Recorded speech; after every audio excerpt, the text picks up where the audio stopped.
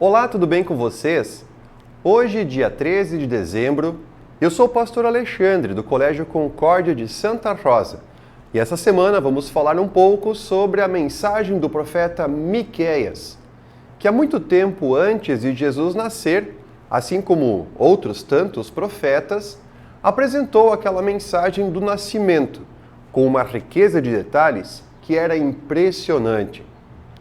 Jesus nasceu na cidade de Belém, e isso aconteceu com as profecias há muito tempo antes do fato acontecer. Há mais de 600 anos antes de Jesus nascer, os profetas já estavam anunciando a esperança de um Salvador para o povo que viria de uma mulher, e essa criança governaria o povo mostrando o poder e a glória de Deus.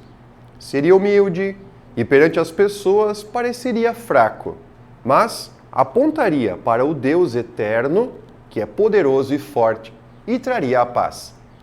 O texto do profeta Miqueias, lá no capítulo 5, verso 4, está registrado: O rei virá e será o pastor do seu povo, governando com força que o Senhor lhe dará, e em nome do Senhor, o seu glorioso Deus. O seu povo viverá em segurança, pois o seu poder alcançará os lugares mais distantes do mundo. Esse é o texto no qual nós vamos meditar no dia de hoje. O profeta apresenta o novo rei com uma qualificação que não era muito comum naquela época para pessoas de alta importância ou de grande padrão.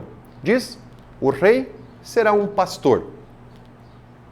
Os pastores naquela época eram solitários, trabalhavam nas campinas cuidando dos rebanhos e protegendo suas ovelhas mais fracas, cuidando das novas e pequenas, buscando aquele alimento e conduzindo em segurança pelo pasto. Quanto às ovelhas, havia uma necessidade de tosquia, sem a qual elas ficavam com um pelo muito espesso, que não conseguiriam então caminhar direito. As ovelhas não tomam água em rios, somente em água parada, o que também cria mais uma dependência constante por parte do pastor. Todo esse aspecto é considerado como algo que Jesus mesmo se compara como um pastor. Em alguns momentos, os pastores até enfrentavam lobos que estavam atacando durante a noite as ovelhas, momento em que até eles lutavam contra e até eram atacados, dando a própria vida em favor do seu rebanho. Até parece uma comparação bastante exagerada, mas Jesus aparecendo como um rei que seria pastor, é ao mesmo tempo que nós aqui descrevermos um chefe que faz o serviço ou um comandante que entra na frente de batalha. Hoje pode parecer até comum, mas naquela época não era tão simples assim.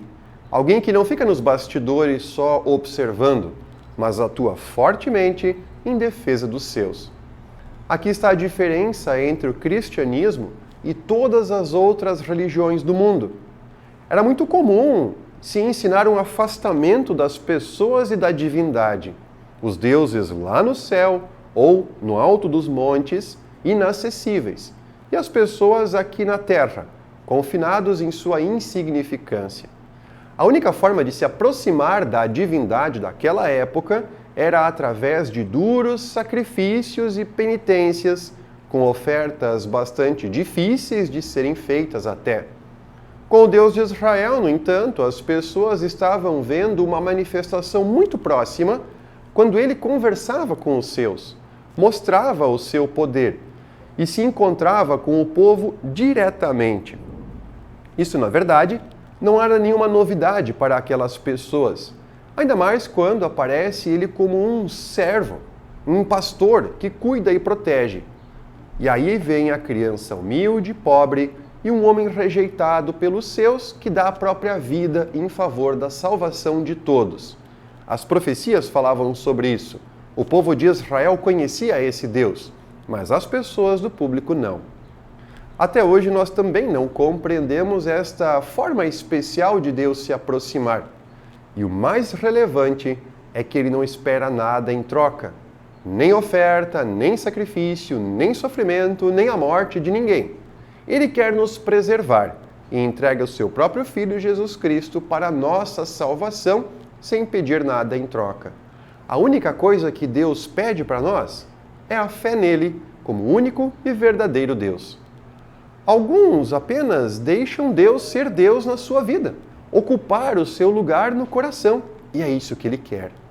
O difícil é que nem sempre nós queremos este tipo de Deus. Pensamos num Deus um pouco maior, uma divindade que dê dinheiro, saúde, paz em todo o tempo, que seja forte e glorioso contra os inimigos.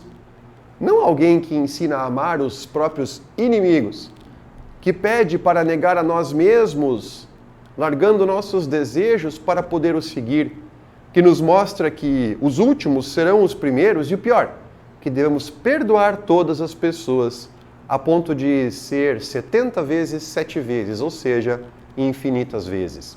Isso não é interessante? Nós preferimos aquele que ensina do olho por olho, dente por dente, o aqui se faz, aqui se paga, colher o que plantou. Mas Jesus mesmo plantou o amor e colheu rejeição, plantou a servidão e foi abandonado pelos seus amigos, plantou o perdão e foi morto na cruz pelos pecados dos outros. É um Deus ao contrário do que nós esperamos, mas é o único que é eficaz em resolver os nossos problemas, especialmente a morte.